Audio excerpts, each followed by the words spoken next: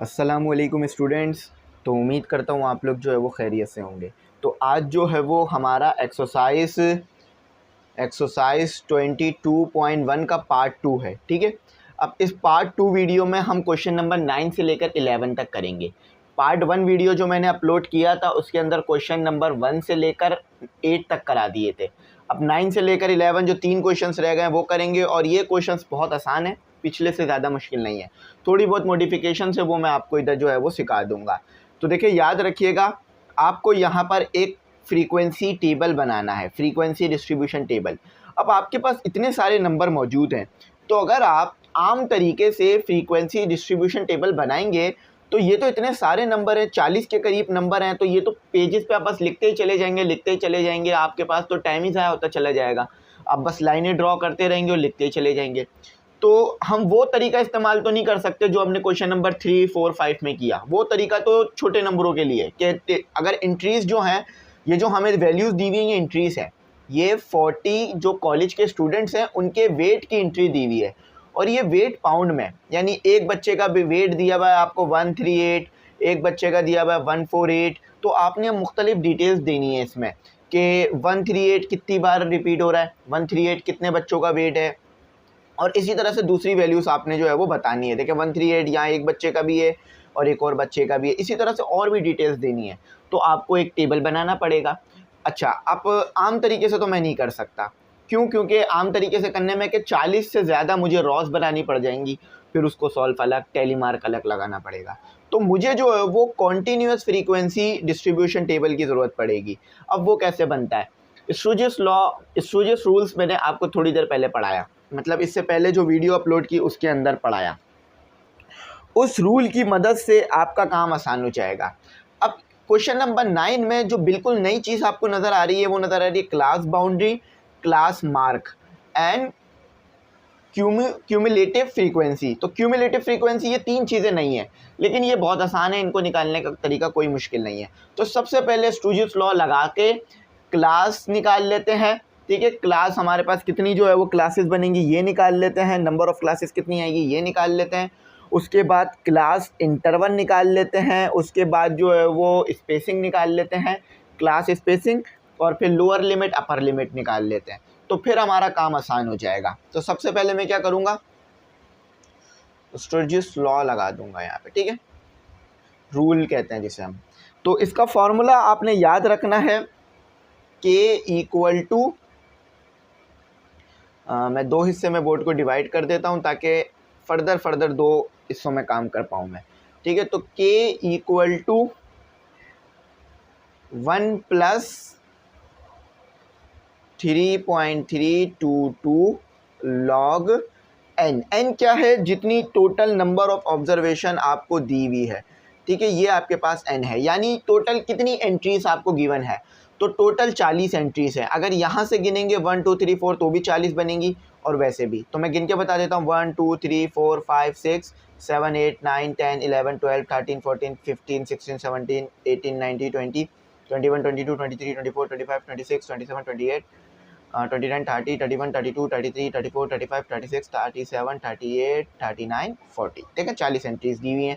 तो ये आपको ऊपर उन्होंने गिवन भी कर दिया था कि आपको 40 स्टूडेंट्स। अच्छा, थोड़ा सा मैं सवाल भी पढ़ देता हूँ, इतना तो समझ में आ गया कि construct continuous frequency distribution table of the weight recorded to nearest pound.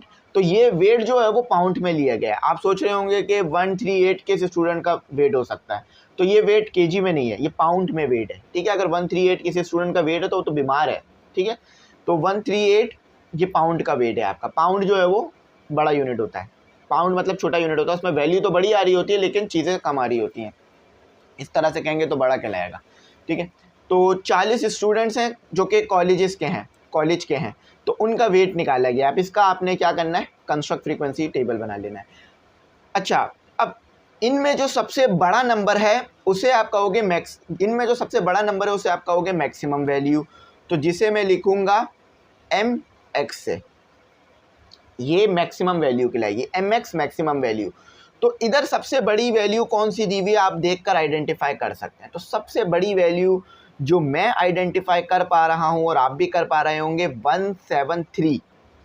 173 हमारे पास सबसे ग्रेटेस्ट वैल्यू है, लेकिन आप बोलेंगे सर नहीं 176 भी हमारे पास मौजूद है, तो 176 से ग्रेटेस्ट कोई नंबर नहीं है। तो 173 जो है हमारे पास, वो 176 जो है हमारे पास ग्रेटेस्ट नंबर है।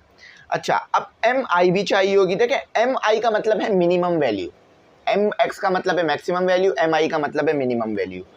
तो मिनिमम वैल्यू आपको जो दी हुई है, देखिए मैंने पीछे जो है ना एम को बोल दिया था मिनिमम वैल्यू, वो जो कि 0 थी, तो वो मिनिमम वैल्यू नहीं है। एम का मतलब मिनिमम वैल्यू नहीं है, एम का मतलब कुछ और है। मैंने पीछे जो है एम को मिनिमम वैल्यू कह दिया था क्वेश्चन नंबर 8 में, तो उसको करेक्ट करिएगा। एम आई का मतलब होगा मिनिमम वैल्यू, एम का मतलब कुछ और है, एम आई का मतलब मिनिमम वैल्यू है। तो मिनिमम वैल्यू आप आइडेंटिफाई कर पा रहे होंगे कि 135 से छोटा 128 दिया हुआ है आपको। 128 से छोटा कोई नंबर दिया हुआ है? हाँ, 126 भी दिया हुआ है। 126 से छोटा नंबर 125 भी दिया हुआ है, और 125 से छोटा नंबर कोई नहीं है। तो मिनिमम वैल्यू जो है वो आपको 125 से छोटा नंबर भी मौजूद है हमारे पास, हमें नज़र आ रहा है। वो मौजूद है मेरे पास 119 भी इसी में शामिल था, देखते हैं कहाँ पर है। तो ये आपको आइडेंटिफाई करना पड़ेगा, वैल्यूज़ को रीड करना पड़ेगा। ठीक है, 121 ये सबसे मिनिमम नंबर है। 119 119। अच्छा, अब m क्या है? देखें, अगर वैल्यूज डेसिमल में दी हुई होती जैसे कि ऐसे कर तो m होता 1। अगर ऐसे दी हुई होती ना 1.222, तो m होता आपके पास इस तरह होता, तो m होता आपके पास 2। ठीक है, इसी तरह होता 4.223, इस तरह होता, m होता आपके पास 3। तो डेसिमल के बाद जितनी वैल्यूज दी हुई होती आपके पास वो m होती। तो यहाँ तो आपको कोई भी डेसिमल पॉइंट नहीं दिया हुआ। डेसिमल के बाद अगर आप वैल्यू लगा भी लें जैसे कि 138.0, तो ये तो 0 काउंट होगा, तो m आपको 0 दिया हुआ है। ठीक है, ये चीज़ कर लीजिएगा। पीछे जो है मैंने इन दोनों को मर्ज कर दिया था, तो इन्हें अलग अलग कर लीजिएगा। ठीक है।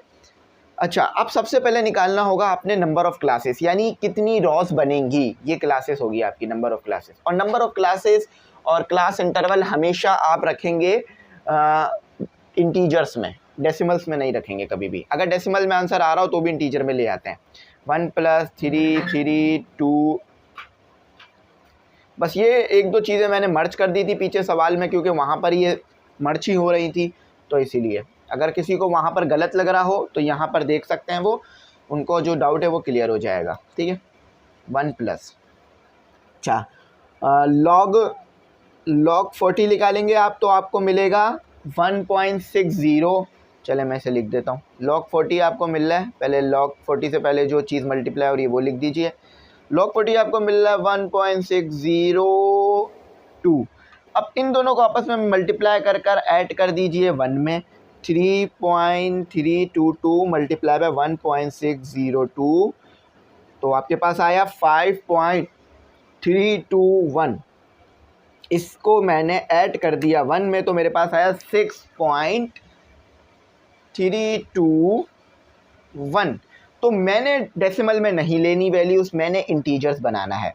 अगर ये 6.5 होता ना ये नंबर, या 6.5 से ज़्यादा होता ये नंबर, तो मैं क्या करता, मैं जो है वो इसको 7 लिख लेता। लेकिन ये 6.32 है, यानी 6.05 से छोटा है, तो मैं इसे 6 लिख लूँगा। तो k मेरे पास अप्रॉक्सीमेटली इक्वल आ रहा है 6। अप्रॉक्सीमेट इक्वल है, ऑलमोस्ट इक्वल 6 नहीं आ रहा है। ठीक है, क्योंकि उसके बाद डेसिमल में भी कुछ वैल्यू आ रही हैं। अब मैंने जाना होगा क्लास इंटरवल की तरफ। तो क्लास इंटरवल के लिए स्टोरजेस लॉ में आपके पास फॉर्मूला है h = 1/10 की पावर m। ये m मिनिमम नंबर नहीं है, ये m जो है वो आपके पास कितने इंटीजर्स आ रहे हैं ये वो है। ठीक है, इसको सही करिएगा, पीछे मैंने इसको जो है वो मिनिमम नंबर कह दिया था, क्योंकि वहाँ पर मिनिमम नंबर भी 0 आ रहा था और ये भी 0 आ रहा था। ठीक है, तो इसीलिए तो यहाँ ये कर लीजिए, ये आपका फार्मूला हो गया। ये फार्मूला आपने याद रखना है, ये f लिख रहा हूँ, ये याद रखना है, ये फार्मूला याद रखना है। अब आपके पास आ रहा है r का मतलब क्या है, रेंज। रेंज कैसे निकालोगे आप, जो आपके पास मैक्सिमम नंबर आ रहा है उससे माइनस कर दोगे मिनिमम नंबर को। mi मिनिमम नंबर है, mi का मतलब m नहीं है। ठीक है, i को लगाने का मकसद ही है कि डिफ्रेंशिएट करा जा सके।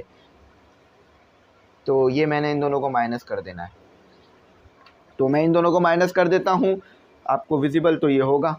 176 माइनस 119 तो आपके पास आएगा 57, 57, ठीक है 57। आर आपको पता है, के आपको पता है, जो एम पावर है वो भी आपको पता है। ये एफ फॉर्मूले के लिए लिखा है मैंने, ठीक है, उसके साथ नहीं आ रहा है, इसको भी मैं डाल देता हूँ।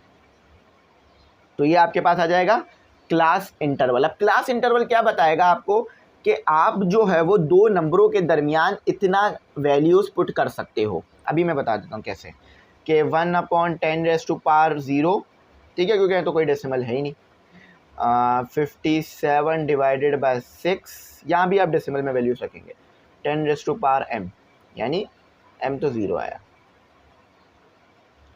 h इक्वल टू, ये पूरा 1 हो जाएगा, 1/1 तो ये 1 हो जाएगा, ये डिवाइड हो जाएगा 57 डिवाइडेड बाय 6 तो आपके पास आ रहा है 9.5 मल्टीप्लाई बाय 10 की पावर 0, किसी भी नंबर की पावर 0 वो 1 होता है। तो ये इससे पूरा सॉल्व होकर h इक्वल टू, यहाँ लिख देता हूँ, h इक्वल टू आपके पास क्या आ रहा है, h आपके पास जो है वो आ रहा है h इक्वल टू 9.5। अब देखिए मैंने कहा था इसकी वैल्यू डेसिमल में रखनी होगी, तो इसको भी हम अप्रॉक्सीमेटली ले लेते हैं। 10.5 आ रहा है, 9.5 आ रहा है तो हम 10 ले सकते हैं। 9.5 से अगर छोटा नंबर आ रहा होता तो मैं 10 नहीं लेता, तो मैंने यहाँ 10 ले लिया, ठीक है। तो मेरे पास जो क्लास इंटरवल अप्रॉक्सीमेटली जो इक्वल आ रहा है वो 10 के इक्वल आ रहा है। अब आ जाते हैं लोअर क्लास लिमिट और अपर क्लास लिमिट पर। तो जो सबसे छोटा नंबर है उसी को आप बोलोगे L lower class limit, LCL lower class limit. तो सबसे छोटा नंबर है 119, तो लोअर क्लास लिमिट आपके पास क्या आ रही है 119। अब अपर क्लास लिमिट निकालने का तरीका कार है, उसका पूरा फॉर्मूला है upper class UCL upper class limit. तो अपर क्लास लिमिट निकालने का तरीका ये है कि LCL में ऐड कर देंगे आप क्लास इंटरवल को और माइनस कर देंगे क्लास स्पेसिंग्स को। तो 119 प्लस h क्या आ रहा है 10 आ रहा है, और d क्या आ रहा है, अच्छा ये d निकाला है, d हमने अभी तक निकाला ही नहीं है, तो d भी हमें निकालना पड़ेगा। d मैं यहाँ निकाल देता हूँ, ठीक है, क्योंकि d के बगैर काम नहीं होगा। तो d निकालने का क्या तरीका है, फॉर्मूला है d निकालने का 1 की पावर 10⁻m। तो 10 की पावर क्या आ रही है हमारे पास 0, यानी d इक्वल टू 1 आ रहा है, तो 1 आ रहा है हमारे पास, डायरेक्ट ही निकाल लिया मैंने, ठीक है। तो ये देख लीजिएगा, ये मैंने d निकाल दिया है यहाँ आप लोगों के लिए। थोड़ी सी मैं ब्राइटनेस डिक्रीज़ कर देता हूँ ताकि अगर शार्पनेस कम हो रही है तो वो बढ़ जाए। तो upper class limit 119 plus 10 minus 1, तो आपके पास आ रहा है 128। आपके पास क्या आ रहा है 128। इसका मतलब ये है कि आप स्टार्ट करेंगे 119 से और जो अपर क्लास लिमिट होगी वो 128 तक जानी चाहिए, लेकिन इन दोनों के दरमियान 10 नंबर आने चाहिए। ये आपको बताता है क्लास इंटरवल। अगर इन दोनों के दरमियान 10 नंबर आ रहे हैं तो सही है। यानी कैसे, देखो 119 एक हो गया, फिर 120 आएगा, फिर 121, 122, 123, 124, 125, 126, 127, 128, 1 2 3 4 5 6 7 8 9 10, ठीक है, 10 नंबर आ रहे हैं। तो क्लास इंटरवल भी ये कह रहा था कि सबसे पहली वैल्यू और उसके बाद 10 नंबर का गैप लेना होगा आपने, यानी इन दोनों के नंबर दरमियान 10 नंबर आना चाहिए। यानी जो आप क्लास बनाओगे उसके अंदर जो गैप है वो 10 नंबर का होना चाहिए। अच्छा, पीछे मैंने ये कह दिया था कि ये चीज़ स्पेसिंग आपको बताती है कि कितने का गैप आएगा, ऐसा नहीं है, स्पेसिंग नहीं बताती है आपको कितना गैप आएगा। स्पेसिंग बस हमें यहाँ पर पुट करने के लिए चाहिए होती है। क्लास इंटरवल ही आपको असल बताता है कि कितने का गैप आना चाहिए दो नंबरों के दरमियान। और अगर आप लोअर क्लास लिमिट और अपर क्लास लिमिट निकाल लें तो भी आपको पता चल जाता है, और ये बिल्कुल उसी के बराबर आ रहा होता है क्लास इंटरवल के। तो ये लॉस और ये तरीक़ेकार होगा, ये वैल्यूज़ मैंने लिख ली। अब मैं क्या करता हूँ, ये जो वैल्यूज़ है मैं इन्हें नोट डाउन कर लेता हूँ ऊपर अपनी याद दहानी के लिए, क्योंकि मैं भूलूँ ना, मुझे इनकी ज़रूरत पड़ेगी ना। k equal to approximate equal to निकला था 6। अब मुझे बस अप्रॉक्सीमेटली जो इक्वल वैल्यूज़ हैं ये वही चाहिए होंगी। k इक्वल टू 6 आया था। अच्छा, मैक्सिमम नंबर और मिनिमम नंबर की ज़रूरत नहीं पड़ेगी। क्लास इंटरवल अप्रॉक्सीमेट इक्वल आया था 10, क्लास स्पेसिंग 1, और लोअर क्लास लिमिट जो थी वो आपकी 119, अपर क्लास लिमिट जो थी आपकी वो थी, ये भी कह सकते हैं कि लोअर क्लास लिमिट आपके पास जो है वो बराबर आ रहा होता है मिनिमम नंबर के 128। ठीक है, ये बस वैल्यूज़ आपको याद रखनी है, बाकी यहाँ तक मैं रिमूव कर रहा हूँ, इसको आप लिख लेना। अब टेबल बनाऊँगा, अब टेबल देख लीजिए आप मेरा। अच्छा, एक बात याद रखिएगा, क्वेश्चन नंबर 8 के सोल्यूशन में कोई प्रॉब्लम नहीं थी, बस कॉन्सेप्ट में एक प्रॉब्लम आ गई थी, वो थी डी की प्रॉब्लम और एच की प्रॉब्लम। मैंने डी और एच को आपको मर्ज करके बता दिया था, तो अभी सेपरेट कर दिया है मैंने। ठीक है, तो याद रखिएगा, अब जो हमने नंबर ऑफ क्लासेस निकाली हैं, जो तमाम चीज़ें निकाली हैं, आप उसको यहाँ डिटेल में मैं आपको बताता हूँ क्या चीज़ें वो। ठीक है, तो मैं इसको ऐसे कर देता हूँ। ठीक है, अच्छा, मुझे कितने जो है वो रॉस चाहिए, तो सबसे पहले तो मुझे क्लास के लिए एक रो चाहिए होगी, यानी क्लास लिमिट और क्लास के लिए एक रो चाहिए। उसके बाद टेली मार्क के लिए एक रो चाहिए, रो कॉलम चाहिए। उसके बाद क्लास बाउंड्री के लिए एक कॉलम चाहिए, फिर क्लास मार्क्स के लिए, फिर फ्रीक्वेंसी के लिए। तो 1 2 3 4 5 6 कॉलम्स टोटल चाहिए होंगे। तो इसी में मुझे 6 कॉलम बनाने हैं। 1 2 3 4, 1 2 3 4, एक और चाहिए होगा 5। अच्छा, अब ऊपर मेरे पास जगह कम है, तो मैं यहाँ लिख दूंगा क्लास। आप चाहें तो इसे क्लास लिमिट भी लिख सकते हैं, लेकिन मैं सिर्फ क्लास लिखूंगा। ठीक है, क्लास। यहाँ लिख दूंगा मैं टेली मार्क। अच्छा, टेली मार्क के बाद मैं चाहूँ तो फ्रीक्वेंसी भी लिख सकता हूँ, लेकिन मैं फ्रीक्वेंसी नहीं लिखूंगा। मुझे क्लास बाउंड्री को पता करने का कह रहा है, तो मैं यहाँ लिख दूंगा क्लास बाउंड्री। ये बाउंड्री वो वाली नहीं है, वो जो क्रिकेट में लगती है, ये बाउंड्री दूसरी वाली है। अब ये कैसे निकलता है ये अभी बता दूंगा थोड़ी देर में। अच्छा, क्लास के मार्क्स ये भी बता दूंगा। अब ये क्लास मार्क वो वाले नहीं है, नंबरों वाले, ये कुछ और है। उसके बाद फ्रीक्वेंसी चाहिए होगी, फ्रीक्वेंसी QUENCY, फ्रीक्वेंसी। ठीक है, कुछ समझ ना आया करे, कुछ कंफ्यूज हो जाया करें तो पूछ लिया करें, मैं इंशाल्लाह कोशिश करता हूँ आप लोगों को गाइड करता रहूँ हर हाल में। हर हाल से मुराद ये है कि बताता रहूँ चीज़ें कि अगर कहीं प्रॉब्लम हो रही है। ठीक है, तो क्योंकि हमारी पूरी कोशिश ये होती है कि क्वालिटी एजुकेशन जाए, कोई खुदा ना खास्ता गलत बात आप तक ना पहुँचे, लेकिन फिर भी मैं इंसान हूँ, गलती हो जाती है। तो अब यहाँ लिखना होगा मुझे क्यूमुलेटिव, अच्छा, क्यूमुलेटिव की स्पेलिंग ऊपर भी गलत लिखी हुई है। हाँ, क्यूमुलेटिव TIVE, बस ये थोड़ी सी गलत। Cumulative frequency. ठीक है, नज़र तो आ रहा होगा आपको, तमाम चीज़ें एक अच्छा तरीके से विजिबल होंगी। इतना लिख देता हूँ फ्रीक्वेंसी। ठीक है, अच्छा, अब मेरे को क्लासेस कितनी चाहिए? क्लासेस मुझे टोटल चाहिए होंगी 6, क्योंकि इधर 6 आया ना, तो मैं 7 कॉलम बनाऊंगा, क्योंकि एक कॉलम टोटल के लिए भी बनता है हमारा। सॉरी, टोटल 7 रॉस बनाऊंगा। क्लासेस, नंबर ऑफ क्लासेस हमें ये कह रही हैं, ये जो K की वैल्यू है ना, ये आपको बताती है कि कितनी रॉस बननी चाहिए। तो मुझे जो है वो 6 रॉ नहीं बनाऊँ, 6 रॉ नहीं 7 रॉ बनाऊंगा, क्योंकि एक रॉ मैं टोटल के लिए भी बनाता हूँ ना। तो पहले ही रॉ ख़राब बन गई, ट्राइपॉड सामने आने की वजह से नहीं, बड़ा प्रॉब्लम रहता है। ये पहली रॉ आ गई। ठीक है, ये टेबल बनाना सिखाना बड़ा ज़रूरी है। ये दूसरी रॉ आ गई। ठीक है, जब भी मैंने दूसरा पार्ट बनाया वीडियो का, कि मुझे पता था काफ़ी टाइम लग जाएगा। ये तीसरी रॉ आ गई, ये चौथी रॉ आ गई,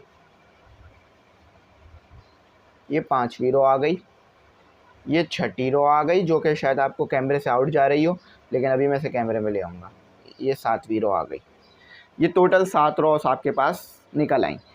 आखिरी रॉ टोटल के लिए निकाली है मैंने, TOTAL, टोटल। ठीक है, फ्रीक्वेंसी आपके पास 40 आनी चाहिए, याद रखिएगा। अगर फ्रीक्वेंसी 40 नहीं आई लास्ट में, तो आंसर गलत है।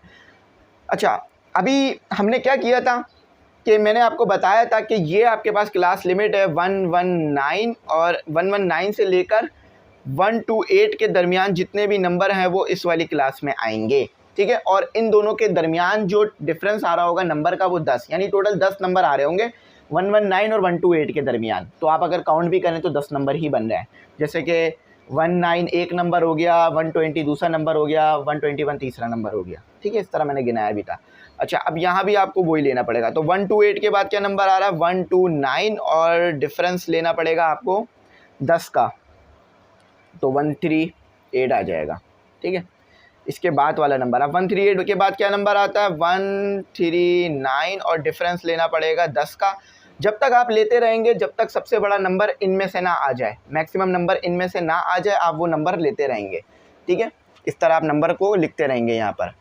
तो 138 के बाद मेरे पास आता है 148, ठीक है, बिल्कुल सही है, 148 आएगा। 148 के बाद यहाँ पर लिखेंगे 149।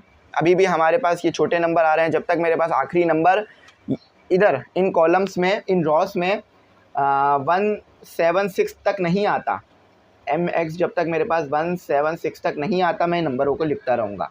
और आपको वैसे भी पता है कि आपके पास क्लासेस 10 ही बनेंगी इधर, तो 158, ठीक है, 158। अच्छा, यहाँ फिर 10 ले लीजिए, 159, तो आ जाएगा 168।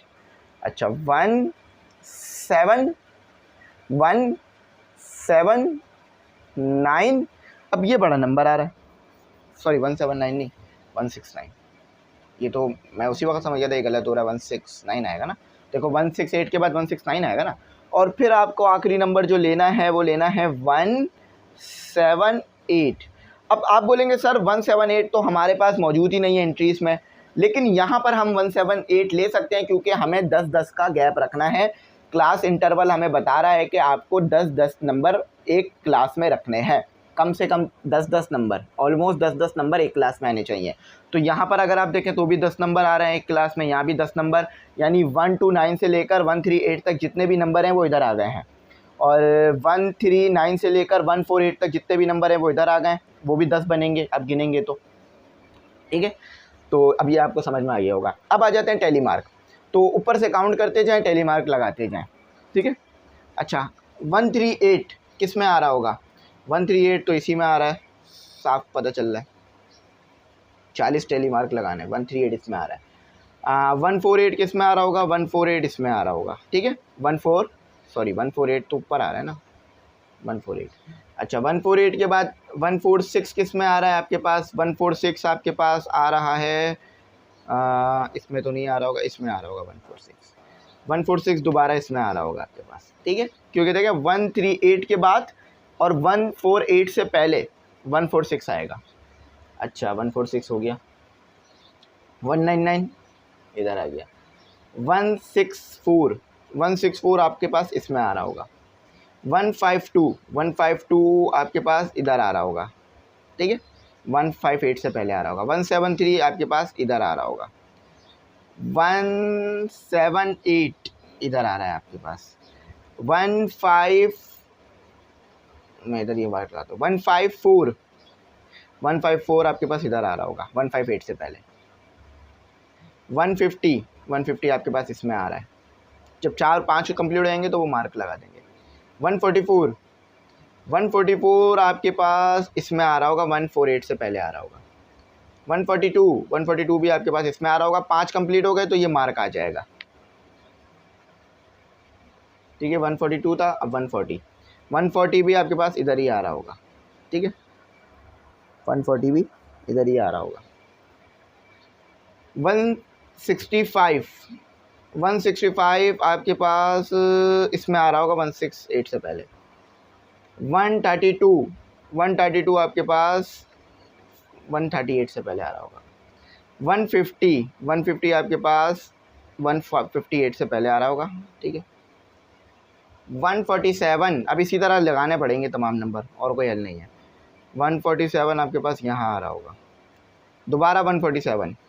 अच्छा, एक शायद हमसे गलती हो रही है, वो गलती मैं समझ गया हूँ क्या हुई है हमसे, कि हमने जो है ना ये 140 को 2 बार काउंट कर लिया है, पहले एक बार काउंट करके लिख लिया था, फिर दोबारा, तो 140 एक ही बार आ रहा है तो एक टेली मार्क ही आएगा, ठीक है भाईजान। दोबारा 147 दोबारा इधर आ गया, पहले 147 इसमें आ रहा है, फिर दोबारा 147 इसमें आ रहा है। यानी फॉर एग्जांपल 5 यहाँ पर कंप्लीट हो गया था, 140 तक 5 टेली मार्क कंप्लीट हो गए थे। अगर गिनना भी चाहें तो भी गिन सकते हैं कि जैसे 146 2 टेली मार्क हो गए, ठीक है, और फिर 158 3 टेली मार्क हो गए, 148, ठीक है। उसके बाद 144 4 टेली मार्क हो गए। उसके बाद 140, ठीक है। अच्छा हमने सही लगाया था, बल्कि सही लगाया था, 3 टेली मार्क ही बन रहे हैं यहाँ। तो अभी हम कहाँ थे, अभी हम 147 पे थे, ठीक है। तो 3 टेली मार्क आ गए, तो ये सही करा था। 153 मैं यहाँ डॉट इसलिए लगा रहा हूँ ताकि मुझे पता हो मैं कहाँ तक अब तक कर चुका हूँ। 153, तो 153 जो है वो इसके दरमियान आ रहा होगा, 153 इसके दरमियान आ रहा होगा। 144 इधर ही आ रहा होगा, आपके पास जगह नहीं है यहाँ पर हमारे पास। तो एक काम करता हूँ, मैं इसको छोटा करके बनाना पड़ेगा मुझे। अभी तक के 9 टेली मार्क आ चुके हैं, इसको 9 टेली मार्क को मैं री राइट करता हूँ, ठीक है, छोटा छोटा करके। 1 2 3 4 5, ठीक है, या बल्कि ऐसे टेली, क्योंकि जगह नहीं है ना, अब जगह की वजह से हो रहा है। 1 2 3 4 5, ठीक है। अब तक फिर 1 2 3 4, बस उसी चीज़ को मैंने दोबारा रीराइट कर दिया। अच्छा 144 तक हो गया था हमारा। 156 हमारे पास इधर आ रहा होगा, ये भी शायद मैंने लगा लिया था टेली मार्क, ठीक है। 135 जो है वो मेरे पास इधर आ रहा होगा। 126 मेरे पास इधर आ रहा होगा। 140 जो है वो मेरे पास इधर आ रहा होगा। ये फिर 5 हो गए टेली मार्क, ठीक है। 125 मेरे पास इधर आ रहा होगा। 168 मेरे पास यहाँ आ रहा होगा। 157 मेरे पास यहाँ आ रहा है, ठीक है। अब यहाँ तक तो हो गया, अब एक नीचे वाली एक और रहो। ये 138 तो ये लिखा हुआ सीधा 135 जो है वो मेरे पास इसी के दरमियान आ रहा होगा, तो ये 5 यहाँ भी हो गए। 149 तो मेरे पास सामने ही लिखा हुआ है। 136 जो है वो 138 से पहले आ रहा होगा। 135 भी 138 से पहले आ रहा होगा। 142 मेरे पास यहाँ आ रहा होगा। 161 मेरे पास 168 से पहले आ रहा होगा। 145 मेरे पास 148 से पहले आ रहा होगा। 176 जो कि 178 से पहले आ रहा होगा। 163 मेरे पास, अब यहाँ 5 हो गए ना, तो ये लगा देंगे ग्रुप वाला। 145 हमारे पास ऑलरेडी हम पहले लिख चुके हैं, ये तो एक नंबर इजाफी आ रहा है, ये हमसे एक नंबर आगे पीछे हुआ है, तो मैं इसका टेली मार्क नहीं लगाऊंगा, ठीक है। इसका टेली मार्क इसलिए नहीं लगा रहा हूँ क्योंकि हम एक नंबर ज़्यादा काउंट कर चुके हैं अब तक, क्योंकि हम शायद आगे पीछे एक नंबर ज़्यादा लिख लिया है, तो ये अपने टेली मार्क पूरे कर चुका है। ये 12 ही आने चाहिए थे और 12 ही आ रहे हैं, तो ये बिल्कुल ठीक है। इधर अब ये मैं दोबारा नहीं लगा रहा हूँ। 128 इधर आखिरी बार आ जाएगा। तो पहले वाले में टेली मार्क आने चाहिए थे 4, बिल्कुल सही है। दूसरे वाले में टेली मार्क आने चाहिए थे 7, बिल्कुल सही है। सॉरी 6 आने चाहिए थे, 7 आ रहे हैं, 6 तो नहीं आने चाहिए थे, 7 ही सही आ रहे हैं। उसके बाद फिर 14 आने चाहिए थे, ठीक है। तो इसको देख लेते हैं, तो ये हमारे सही आ रहे हैं, ठीक है। चलें अब आ जाएँ दूसरा आगे करते हैं। तो इसको ठीक है बेहतर करें, इसमें हमने यहाँ एक गड़बड़ कर दी है। वो गड़बड़ ये है कि हम जो है वो 5 का ब्रैकेट तो बना रहे हैं, लेकिन जो पहले से 4 मौजूद है उसको भी शामिल कर रहे हैं। तो ये ऐसे नहीं होगा, ऐसे होगा, ऐसे होगा। तो यहाँ 2 टेली मार्क और आ जाएंगे मेरे पास, ठीक है। यहाँ 2 टेली मार्क आ जाएंगे और इधर ऐसे। अब ये सही है, ठीक है, अब सही है, अभी हम सही कर रहे हैं। ये 159,168, ठीक है, ये ठीक है। टेली मार्क में अगर आगे पीछे हो जाएंगे तो वो हम दोबारा रिकाउंट कर सकते हैं, उसमें कोई प्रॉब्लम नहीं है। 149 यहाँ नहीं, यहाँ ये तो आ रहा है, ठीक है। अब ये सही है, ये इस तरह के टेली मार्क सही आ रहे हैं। अच्छा अब क्लास बाउंड्री कैसे निकालते हैं बता देता हूँ। काफ़ी ज़्यादा जो है वो सवाल में टाइम जा रहा है, क्योंकि मैंने बोला था ये सवाल बहुत टाइम लेने वालों में से। क्लास बाउंड्री निकालने का आपके पास जो तरीका है वो ये है कि आप जो है वो इसके अंदर से 0.5 माइनस कर दें, इसके अंदर से 0.5 ऐड कर दें, ठीक है, तो क्लास बाउंड्री आ जाएगी। अगर आप 190 में से माइनस करेंगे 0.5 तो आपके पास कितना आ जाएगा, आपके पास आ जाएगा 118.5, ठीक है। और फिर उसके बाद ये माइनस का साइन नहीं है, ये साइन, इसका मतलब है कि इसके बाद दूसरा नंबर भी आ रहा है, और इसमें ऐड कर देंगे तो 128.5, ठीक है। ये इस तरह से क्लास बाउंड्री निकलती है। अब ये होता कैसे है मैं बता देता हूँ, ठीक है, इसका थोड़ा और डिटेल दे देता हूँ क्योंकि वरना फ़ायदा नहीं होगा समझाने का। देखिए ये ऐसे होता है कि 119 को माइनस करते हैं, सॉरी 128 को माइनस करते हैं 129 से, तो आपके पास कितना आ जाता है, यानी जो आपके पास अपर क्लास लिमिट है पहली क्लास में 128, उसको आप माइनस करोगे 129 से, जो सेकंड क्लास है उसके अंदर जो लोअर लिमिट है उससे, वो आपके पास 1 आएगा, ठीक है। और फिर 1 को आप जब डिवाइड कर दोगे 2 से तो आपके पास 0.5 आएगा। तो 0.5 का जो आ रहा होगा डिफरेंस, उसको आप पहली वाली के साथ माइनस कर दोगे, दूसरी वाली के साथ ऐड कर दोगे, तो इस तरह से क्लास बाउंड्री आ जाएगी। तो अब ये डायरेक्ट भी कर सकते हो, आपको समझ में आ गया 128.5, ठीक है, 138.5। तो इसके साथ हमेशा माइनस, इसके साथ 0.5 हमेशा प्लस होगा। तो 138.5, 148.5, 148.5, 158.5,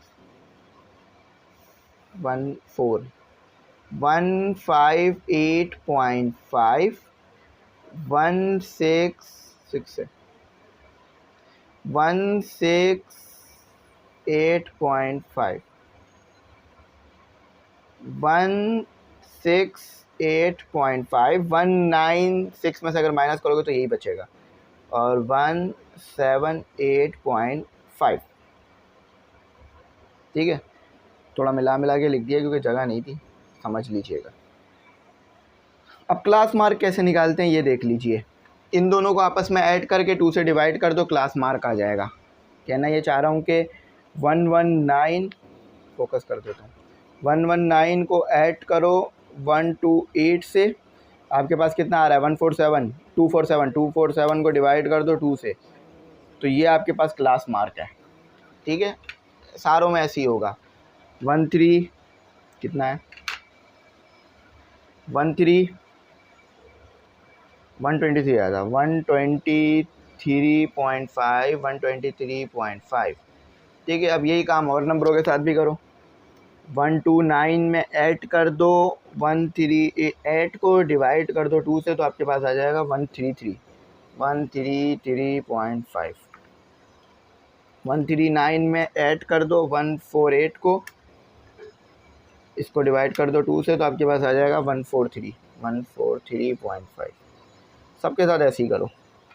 149 को ऐड कर दो 158 में, डिवाइड कर दो 2 से, तो आपके पास आ जाएगा 153,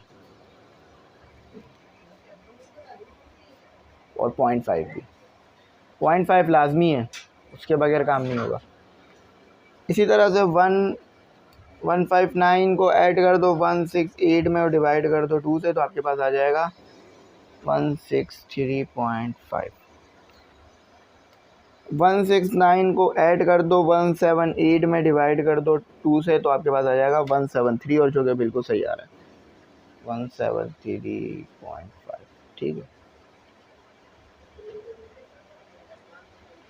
अच्छा, फ्रीक्वेंसी तो आपको पता है, वो वहाँ से काउंट करके लिखते रहो। 4 आ रही है, पहले में 4 आ रही है, दूसरे में आपके पास 7 आ रही है, तीसरे में आपके पास 14 आ रही है, इसमें आपके पास जो है वो 7 ही आ रही है, 5 और 2 7, इसमें भी 7 और इसमें 2।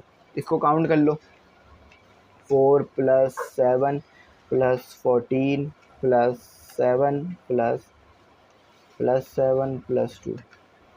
तो एक हमसे गलती हुई है, यहाँ पर मैंने जानबूझ के इजाफी लगा दिया था ना, ये मुझे नहीं लगाना चाहिए था। हाँ अब सही है, ये 7 नहीं है 6 आ रहा है, यहाँ मैंने अभी थोड़ी देर पहले इजाफी लगा दिया था ना गलती से, ये सही है, ये 6 आएगा। बाकी टेली मार्क तो आप दोबारा भी चेक कर सकते हो, रीचेक करने में कोई प्रॉब्लम नहीं है। 4 7 ये 14 हुआ था, क्योंकि ये एक 5 का 10 और फिर 4, तो 14 हो गया ना हमारे पास। फिर 14 और फिर ये 7 हो रहा है, ये 6 हो रहे हैं और ये 2, तो ये सही है।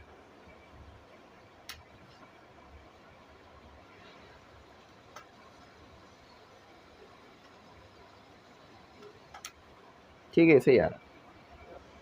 देखिए, मैं एक बात फिर आपको बता दूं कि अगर आपको टैली मार्क में कन्फ्यूजन हो रही है तो आप टैली मार्क को दोबारा कंफर्म कर सकते हैं, कोई प्रॉब्लम नहीं है। ठीक है, टैली मार्क दोबारा गिने जा सकते हैं। अच्छा, अब कम्यूटेटिव फ्रीक्वेंसी क्या है ये देख लीजिए कि पहले में आपके पास आया था 4, ठीक है, उसके बाद आया था आपके पास 6 आया होगा यहाँ। तो स्टूडेंट इसमें थोड़ी सी करेक्शन कर लें कि यहाँ आपके पास 6 टैली मार्क आ रहे हैं, 7 नहीं। ये एक हमसे मिस्टेक हो रही है, हम एक टैली मार्क ज़्यादा ले रहे हैं। तो जिसकी वजह पता है क्या बन रही है, जिसकी वजह हमारे पास ये बन रही है कि हमारे पास जो है ना, हमारे पास प्रॉब्लम ये आ रही है कि हमारे पास बहुत सारे नंबर दिए हुए हैं, तो इसलिए थोड़ा सा आगे पीछे हो गया। तो ये 6 टैली मार्क के 7 नहीं है, गिन भी सकते हैं हम, देखें गिन भी लेते हैं आपकी कंफर्मेशन के लिए। तो देखें 129 और 138 के दरमियान जितने भी नंबर आ रहे हैं वो टैली मार्क लगेंगे। तो सबसे पहले देखते हैं 129 या 129 से बड़ा नंबर कौन सा आ रहा है। तो ये सारे जो है वो 120, एक ये आ गया आपके पास, एक 138 एक आ गया आपके पास। इसको एक बार रिकाउंट कर लेते हैं, 138 और इनमें से तो कोई भी नहीं आ रहा। फिर आपके पास ये आ गया 132, 132 आता है 129 और 138 के दरमियान, ये बचपने में हम करते थे ना। तो उसके बाद 135 भी आता है 138 से पहले, ठीक है, 126 नहीं आता, 125 भी नहीं आता। अच्छा, 138 खुद आ रहा है, 135 भी आ रहा है। तो अब तक 4 टैली मार्क हो चुके हैं, 5 हो गए बल्कि, ठीक है। ये 6ठा टैली मार्क हो गया, ये 7वां टैली मार्क हो गया, 8 आ रहे हैं बल्कि इसमें। एक और बार काउंट कर लेते हैं, ये पहला टैली मार्क हो गया, ठीक है। अब नंबरों से काउंट करेंगे, ये पहला टैली मार्क हो गया, ये दूसरा टैली मार्क हो गया जो कि दरमियान में आएगा 129 और 138 के। ये तीसरा टैली मार्क हो गया, ये चौथा, ये 5वां, ये 6ठा, 7 ही आ रहे हैं बल्कि, सही हमने सही किया, 7 ही आ रहा है। तो मैंने कहा ऐसे कंफर्म कर लूँ कि 7 आ रहे हैं। तो अब इसमें क्या करना है, 4 ऊपर से लिख देना और प्लस करके 7 आंसर लिख देना है, बस यहाँ पर 11 आ रहा है, ठीक है। ऐसे करना है, क्या करना है, 4 ऊपर से लिख देना है और उन दोनों में प्लस करके ऐसे लिख देना है 11। अच्छा, फिर आपके पास ये 11 में ऐड कर देना है आपने 14 को और इसका जो आंसर है वो लिख देना है 25, ठीक है। अच्छा 25, अब 25 आ रहा है तो 25 में ऐड कर देना है 7 को, तो आपके पास आ जाएगा 32। 25 + 7 32 यहाँ लिख दीजिए, ऐड कर दीजिए 6 को, तो आपके पास आ जाएगा 38। 38 में ऐड कर दीजिए 2 को, तो आपके पास 40 आएगा। तो यहाँ पे देखें n = यहाँ भी 40 आ रहा है और यहाँ भी 40 आ रहा है, तो यानी हमने सही करा है, ठीक है। देखें 4 में ऐड किया 7 को तो 11, 11 में ऐड किया 14 को तो 25, 25 में ऐड किया 7 को तो 32, 32 में ऐड किया 6 को तो 38, 38 में ऐड किया 2 को तो 40। तो यानी हमारा अब तक तो ये बिल्कुल सही आ रहा है, ये इसका आंसर है, ठीक है।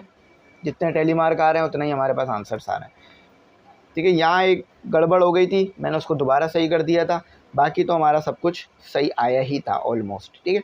तो अब इसका हमारे पास नेक्स्ट क्वेश्चन है, क्वेश्चन नंबर 10, जो कि ख़ुद देखें एक क्वेश्चन कराने में 40 मिनट के करीब मुझे लग गए हैं, आपको एक क्वेश्चन का आंसर निकालने में 40 मिनट। जिसकी वजह क्या बन रही है 40 मिनट लगने की, कि काफ़ी जो है ना वो लंबे क्वेश्चंस दिए मैं। तो क्वेश्चन नंबर 10 मैं कोशिश करता हूँ करा दूँ, ठीक है। चले क्वेश्चन नंबर 10 करते हैं। तो देखिए स्टूडेंट, यहाँ पर एक्यूरेट मैंने क्वेश्चन उतार दिया है। कह रहे हैं कि the value of resistance in ohms of a batch of 48 resistor. तो ये एक बैच है जिसमें 48 रजिस्टर्स हैं। अब रजिस्टर आपने पढ़ रखे हैं, रेजिस्टेंस होती है उनमें और उनकी मुख्तलिफ वैल्यूज़ होती है। तो ये तमाम 48 रेजिस्टेंस की वैल्यूज़ दी हुई है, आपको रजिस्टर की वैल्यूज़ दी हुई है रेजिस्टेंस में। अब देखें यहाँ पर इस बात को समझ लीजिए कि आप आम फ्रीक्वेंसी टेबल तो बना नहीं सकते, क्योंकि अगर बनाएंगे भी तो बहुत टाइम लग जाएगा। 48 नंबर हैं तो 48 या उससे करीब रॉस बनेंगी, कुछ नंबर रिपीट भी हो रहे होंगे, लेकिन कम से कम भी 35 के करीब रॉ तो चली जाएंगी। तो 35 रॉ बनाना कोई अच्छा काम तो नहीं होगा, टाइम बहुत ज़ाया हो जाएगा। तो स्टोरेज लॉ लगाकर, स्टोरेज रूल लगाकर क्लास निकाल लेते हैं, number of classes, class interval निकाल लेते हैं, फिर क्लास के दरमियान स्पेसिंग निकाल लेते हैं, LCL निकाल लेते हैं, UCL निकाल लेते हैं, इस तरह कर लेते हैं। ठीक है, सबसे पहले मैं यहाँ लिख देता हूँ STURGES, स्टोरेज रूल। ठीक है, तो K = 1 + 3.322 log n, और ये n क्या है, नंबर ऑफ़ ऑब्जर्वेशन या नंबर ऑफ़ एंट्रीज़ जो आपको दी हुई है वो 48 है। तो 1 + 3.322 log 48। तो डायरेक्ट भी चाहें तो कैलकुलेट कर सकते हैं, लेकिन लॉग आप कैलकुलेटर से निकालिएगा।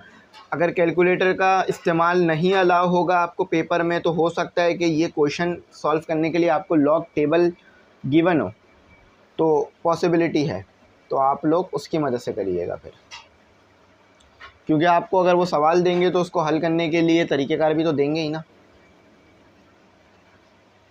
ठीक है, तो मैं क्या करता हूँ, 3.322 में मल्टीप्लाई कर देता हूँ 1.6812 को, तो 5.584 आ रहा था।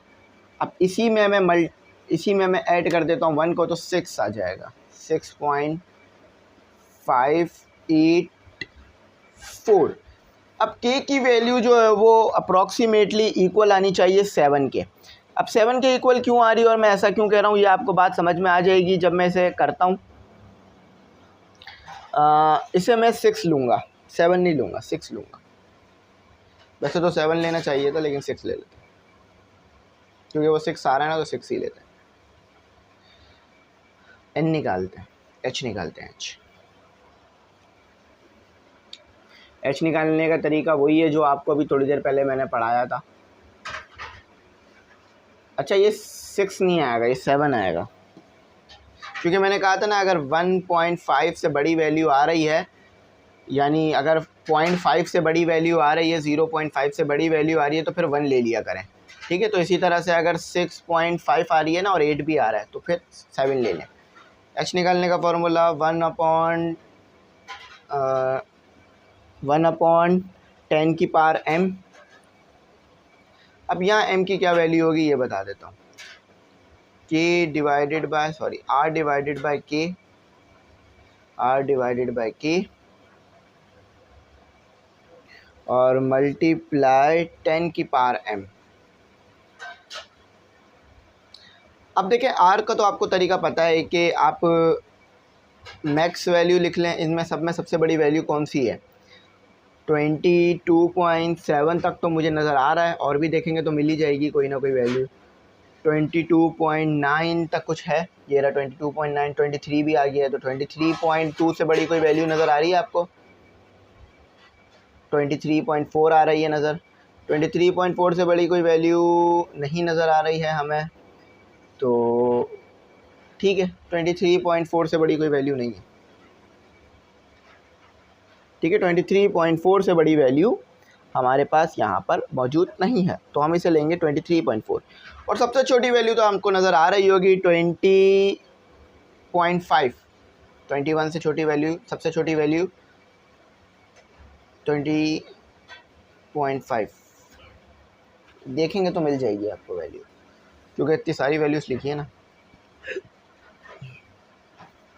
तलाश करें, ढूंढें, आप भी ढूंढें, मैं भी ढूंढूँ, क्योंकि इसमें देखें आंखों का ही काम है। ये रही सबसे छोटी वैल्यू है, इससे छोटी कोई वैल्यू नज़र नहीं आएगी।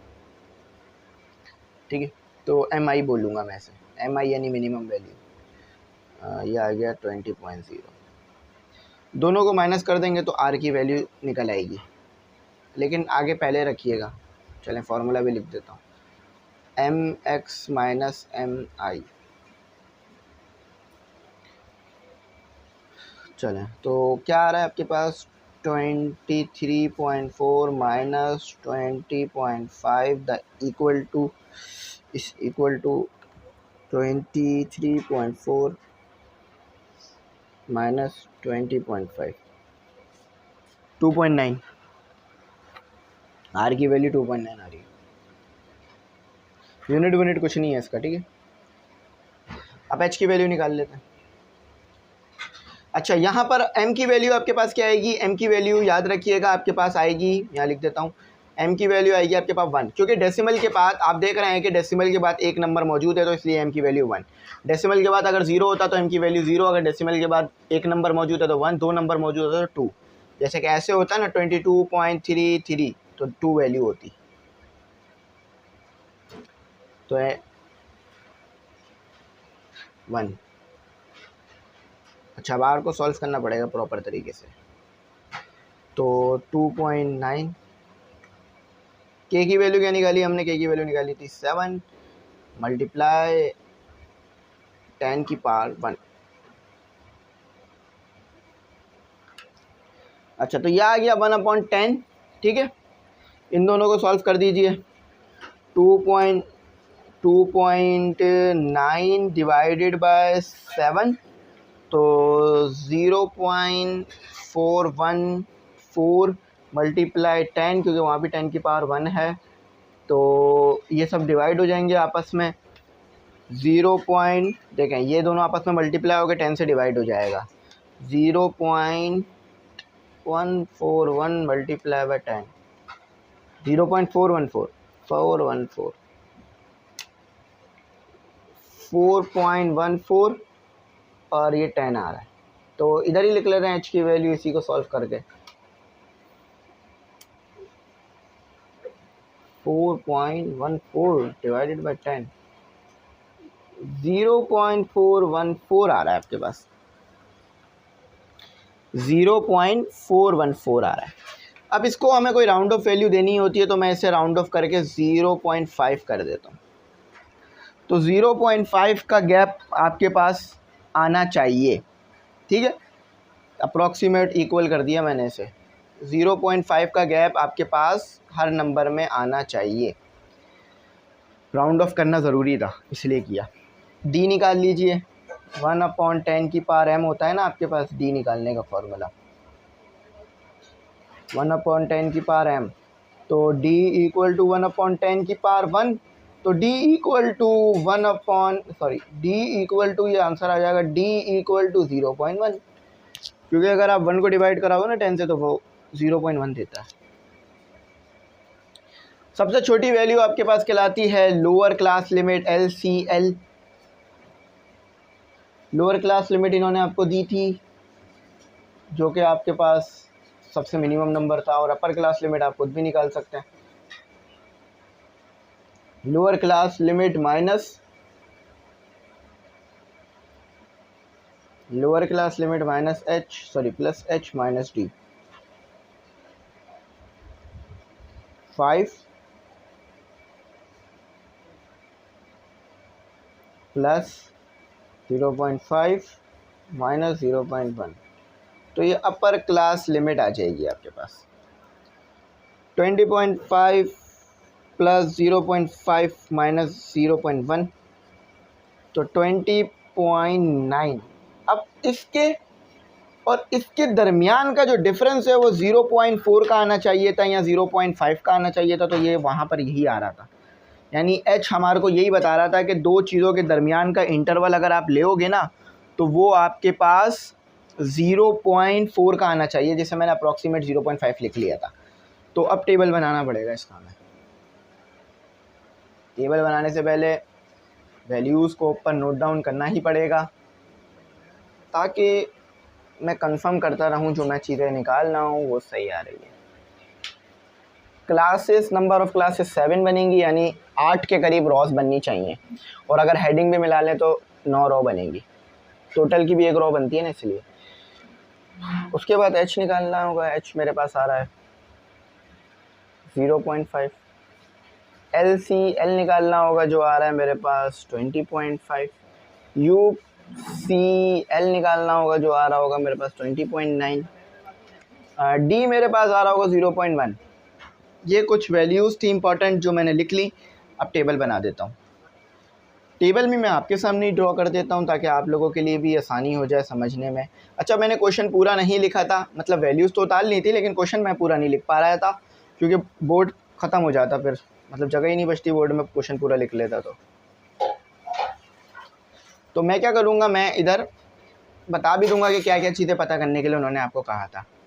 अच्छा, सबसे पहले उन्होंने आपको कहा था कि फ्रीक्वेंसी, इसके बाद वो लिखी हुई थी वर्डिंग्स, ठीक है। उन्होंने कहा था कि आपको फ्रॉम कंटिन्यूस फ्रीक्वेंसी टेबल बनाना, यानी फ्रीक्वेंसी तो पता करना, कंप्यूट करना यानी पता करना क्यूमुलेटिव एंड परसेंटेज फ्रीक्वेंसी। तो यहाँ पर आपको क्लास बाउंड्री और क्लास मार्क पता नहीं करना, लेकिन क्यूमुलेटिव और परसेंटेज फ्रीक्वेंसी पता करनी होगी। एक कॉलम आ गया हमारे पास क्लासेस के लिए, क्योंकि बहुत छोटा बनाया है, क्योंकि यहाँ पर हमारे पास ये थोड़ा सा ज़्यादा होगा क्योंकि पॉइंट्स में भी वैल्यू ना। टेलीमार्क का कॉलम छोटा बन सकता है लेकिन मैं थोड़ा सा बड़ा ही बनाता हूँ। फ्रीक्वेंसी का कॉलम भी उसी के साथ बनाना पड़ेगा, और फिर दो कॉलम और चाहिए होंगे। एक कॉलम आपका होगा क्यूमुलेटिव फ्रीक्वेंसी के लिए और एक होगा परसेंटेज फ्रीक्वेंसी के लिए। रिलेटिव फ्रीक्वेंसी है परसेंटेज, हाँ परसेंटेज फ्रीक्वेंसी पीछे निकालना सिखा दिया था। एक कॉलम आपका बन चुका है ऑलरेडी, 7-8 कॉलम आपने बनाने होंगे। 8 कॉलम, एक कॉलम ज़्यादा क्यों बना रहा हूँ, क्योंकि टोटल का भी एक कॉलम बनेगा ना। तो 1 2 3 4, थोड़ा सा ये हो गया, 5 6 7 एंड देन लास्ट 8, और फिर आखिर में 8। 9 की ज़रूरत नहीं है, इसे मिटा। काफ़ी मेहनत लग रही है, इसको सर में दर्द हो गया इसको कर करके। मैथ में इतना सर में दर्द नहीं होता, लेकिन इसमें सर में दर्द हुआ ही है। इतने छोटे छोटे नंबर लिखे हुए ना इन्होंने, हर एक नंबर को देखना है, वरना गलती हो गई तो सब ख़त्म। मैं क्या करता हूँ, शॉर्ट फॉर्म में लिख देता हूँ। क्लासेस तो मैं फुल फॉर्म ही लिख दूँगा, जगह हैगी। TM टेली मार्क, ठीक है, आप चाहे तो पूरा करके लिख लेना। फ्रीक्वेंसी जो कि F से डिनोट होगी, ठीक है, फ्रीक्वेंसी जो कि F सिंबल से डिनोट करी जाएगी। फिर आपके पास क्या कहा था इन्होंने, कम्यूलेटिव फ्रीक्वेंसी को कहा था, तो CF लिख देता हूँ उसके लिए, और परसेंटेज फ्रीक्वेंसी के लिए PF लिख देता हूँ, ठीक है। बाकी तमाम चीज़ें तो हमारी हो गई हैं, जगह नहीं है ना इसलिए ऐसा कर रहा हूँ। आप लोग चाहे तो पूरा पूरा लिख सकते हैं। अच्छा, तो लोअर क्लास लिमिट क्या आई थी, तो पहले में गलती है। लोअर क्लास लिमिट क्या आई थी, 20.5, उसके बाद 20.9, ठीक है, अपर क्लास लिमिट और फिर लोअर क्लास लिमिट। अच्छा, अब ये कह रहे हैं कि 0.5 का डिफरेंस जो है वो आपका आ सकता है, वो चल जाएगा। तो 0.5, इसके बाद जो नंबर आ रहा है वो लिखना होगा, इसके बाद नंबर 1 ही आएगा हमारे पास, तो यानी 21 आएगा। और 21.5 मुझे कैसे पता चल रहा है 0.5 आएगा, क्योंकि वहाँ पे तमाम नंबर 21.5 में ही दिए हुए हैं, वहाँ पे सिर्फ कोई 21 नंबर मौजूद नहीं है, बल्कि हैगा 21 हैगा ये ना, तो इसे 21 लिखूँगा मैं, जब हैगा तो लिखना पड़ेगा, ठीक है। इसके बाद वाला नंबर लिखना है, और फिर 0.5 का डिफरेंस आना चाहिए, यानी 21.5 आना चाहिए, बल्कि 4 का डिफरेंस आना चाहिए, क्योंकि मैंने इसको अप्रॉक्सीमेट इक्वल तो कर दिया था, लेकिन ये आया तो आपके पास 4 ही था ना। मैंने तो वो इक्वल कर दिया था 0.5, लेकिन आया तो आपके पास ये 4 ही था, तो 0.4 का जो है वो दो नंबरों के दरमियान डिफरेंस रहेगा। अच्छा, अब इसके बाद क्या आएगा, 21.5, ठीक है, और 21.9 तक ये जाना चाहिए, क्योंकि जो डिफरेंस बनेगा वो 4 का बनेगा, मतलब 4 पॉइंट तक नंबर इसके अंदर आने चाहिए, यानी 4 डेसिमल नंबर इसके अंदर यहाँ आने चाहिए। अच्छा, ठीक है, तो ये हो गया। अब आगे करते हैं। अब इसके बाद तो 22 ही आना चाहिए, आप अच्छी तरीके से समझ सकते हैं। उसके बाद आपके पास आएगा 24 के मतलब 22.0 के बाद जो है वो 4 तक आपने जाना है, 0.4 तक आगे जाना है, तो 22.4 तक जाया जा सकता है। अब इसके बाद जो नंबर आता है वो आता है 22.5 और फिर आप 4 आगे जा सकते हैं और तो 22.5, 22.6, 22.7, 22.8, 22.9। अब ये 23 तक है, टेबल ही नहीं है 23 तक, तो टेबल है बल्कि 23 है, 23 देखा तो था मैंने, हाँ ये रहा 23 है ना। तो 23.1 तक जा सकता हूँ मैं, 23 पॉइंट जो मैक्सिमम नंबर है ना उस तक मुझे जाना ही होगा। 23 काफ़ी मेहनत हो रही है इस क्वेश्चन में तो भाई। अच्छा 23.4, 23.1 या 0 और फिर जा सकता हूँ मैं 23.4, 23.4। तो क्लास बाउंड्री से एक इजाफी आ रही है,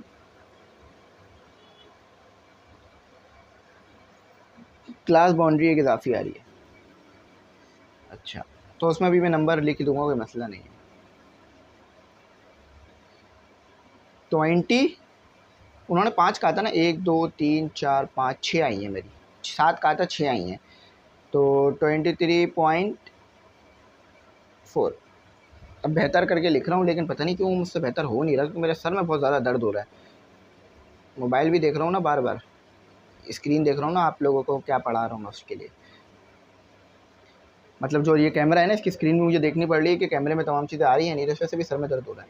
अच्छा तो देखो इसके बाद यहाँ लिख दो 20, तो बड़ा मुश्किल हो जाएगा इस तरह तो। 23.5 और 5 का ही डिफरेंस दे सकते हो आप, तो 23.9 ठीक है। और ये टोटल लिख देना यार, TOTAL, इसको लिख लेना जिस तरह करा रहा हूँ। अच्छा अब टेलीमार्क का बारी आ गई है, टेलीमार्क करने की बारी आ गई है, तो बड़ा ही ध्यान से करना होगा। अब मैं अंडरलाइनें करता जाऊँगा, तो इससे क्या होगा कि मुझे पता चल जाएगा कि ये नंबर मैंने कर लिया इस्तेमाल। ठीक है, कुछ ऐसा करूँगा जिससे मुझे पता लगेगा कि नंबर इस्तेमाल हो गया है। सबसे पहला नंबर आ रहा है ये 21.0, तो वो इधर ही आ रहा होगा, इधर ही टेलीमार्क होगा। ठीक है, उसके बाद 22.4, इन दोनों के दरमियान आ रहा होगा, ये रहा, ये यहाँ है लिखा हुआ है बिल्कुल। 22.8 इसके दरमियान आ रहा होगा। 21.5 ये लिखा हुआ। 22.6 22.5 के बाद आ रहा होगा। 21.1 21.4 से पहले आ रहा होगा। 21.6 जो है वो 21.5 के बाद आएगा। 22.3 जो है वो 22.0 के बाद आएगा।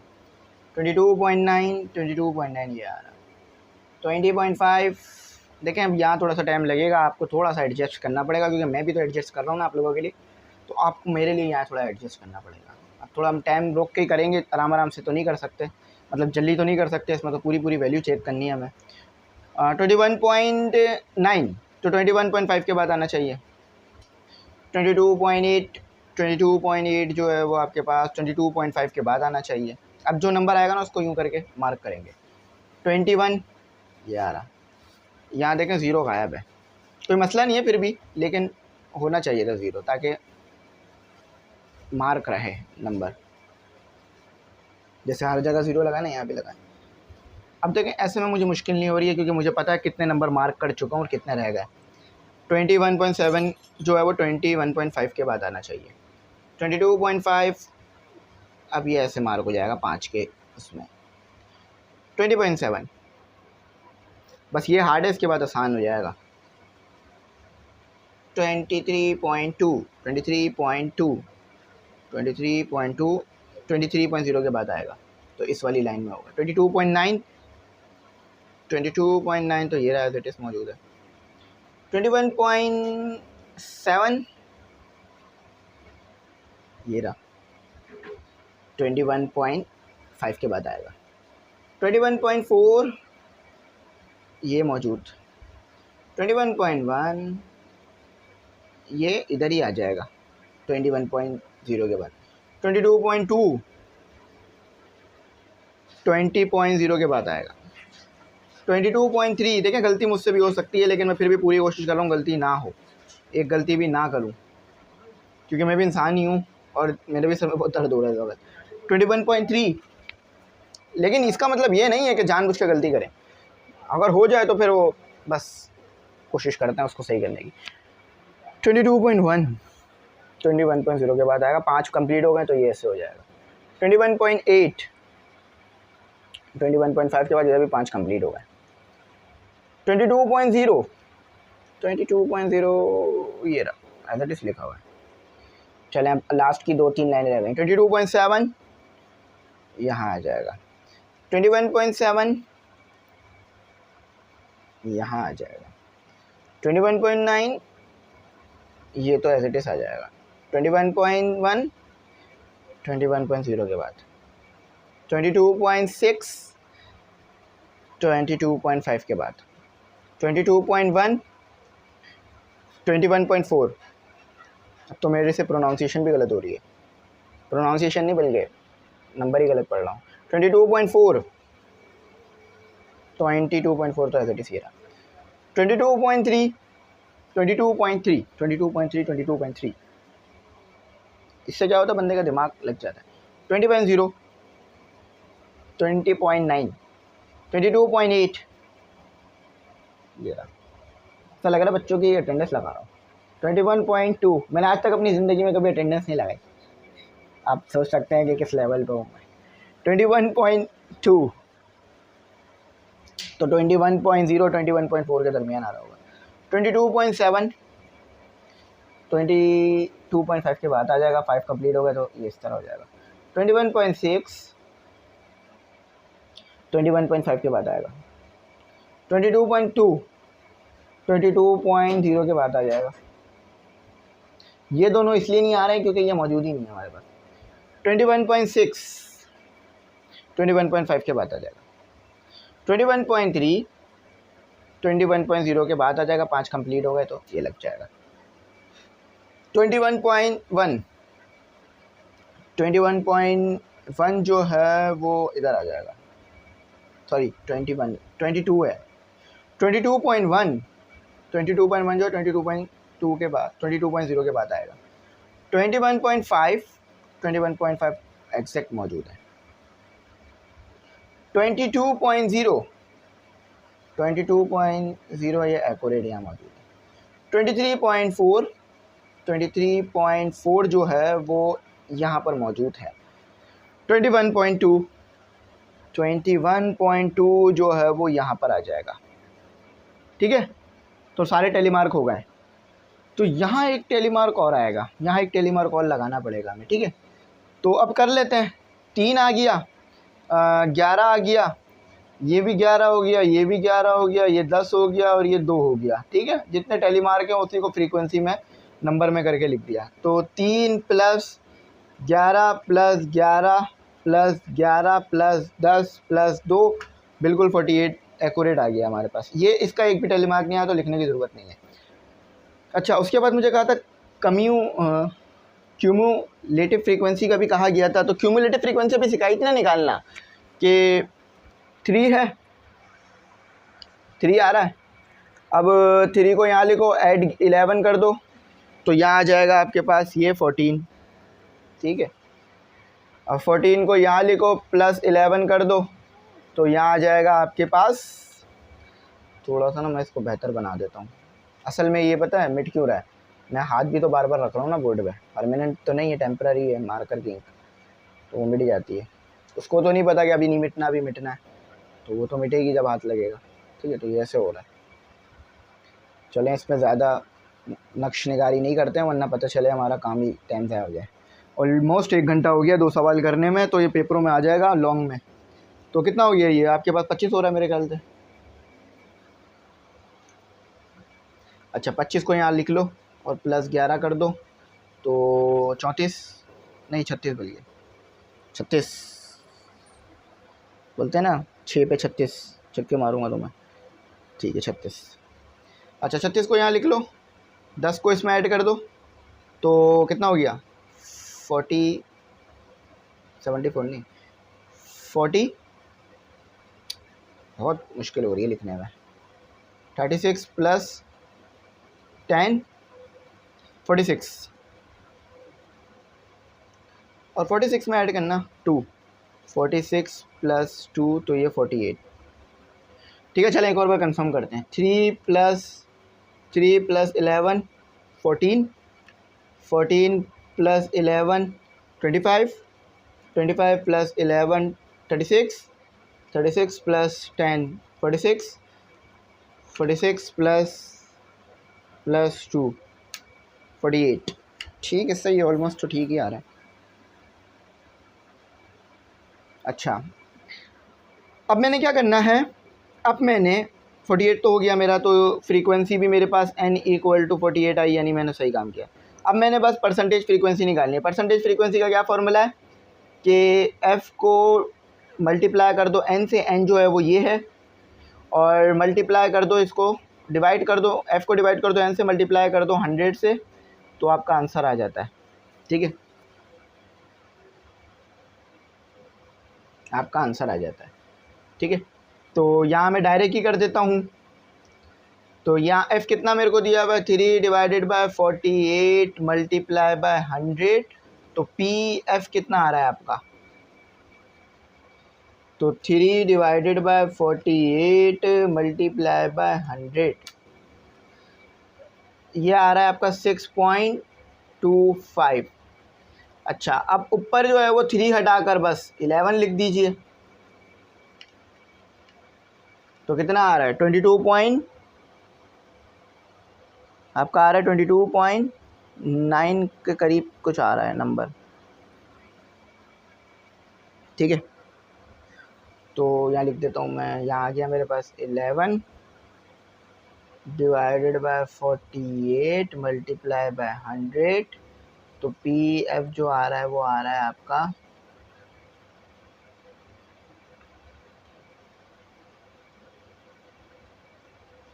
11 रखिएगा। ठीक है,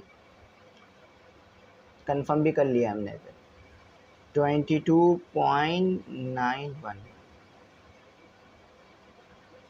दोबारा 11 ही रख लेंगे तो वही सेम ही चीज़ दोबारा रिपीट हो जाएगी, तो ये वही दोबारा वही सेम ही चीज़ आ जाएगी। दोबारा 11 रख लेंगे तो सेम चीज़ दोबारा आ जाएगी, 22.91 आ जाएगी। अब 10 रख लीजिए, पहले 11 रखा था ना, अब 10 रख लीजिए।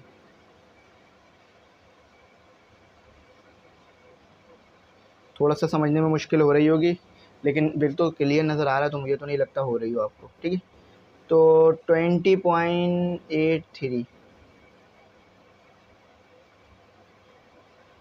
अच्छा उसके बाद अब 2 है 48,